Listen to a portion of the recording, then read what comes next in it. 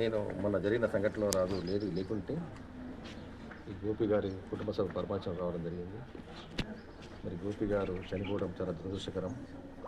ఆవేశానికి లోనై ఇలాంటి మర్డర్ చేసుకోవడం మన దురదృష్టం. ఇప్పుడు కూడా ఆవేశానికి పోకూడదు. కొంత ఆలోచించి సమాజం కోసం మనం ఆలోచించుకోవాలి. ఎవరైనా సరే ఇటువంటి మర్డర్ చేయకూడదని నేను చాలా తీవ్రంగా ఖండిస్తున్నాను. మరి ఆ గోపి అంటోడు ఒక బీసీలో ఎదిగి ముద్రా సంఘంలో మా దర్పల్లి మండలం ఎంపీగా చేసినారు.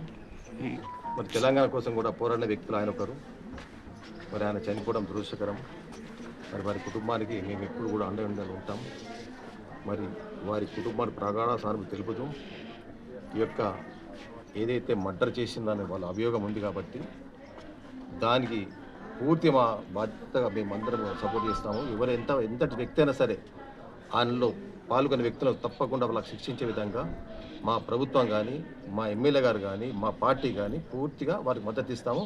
వారికి ఏ ఆపద వచ్చినా మేము వారికి అండగా ఉండి మా పార్టీ తరఫు నుంచి వారికి ఎలాంటి ఆర్థిక ఇబ్బందులు ఉన్నా కానీ వారికి అండగా ఉంటామని మేము వారికి సానుభూతి చెప్తూ వారికి చెప్పడం జరిగింది. వారికి అదేవిధంగా మా పూర్తిగా మా ప్రగాఢ సానుభూతి మా పార్టీ తరఫు నుంచి తెలియపరుస్తున్నాను.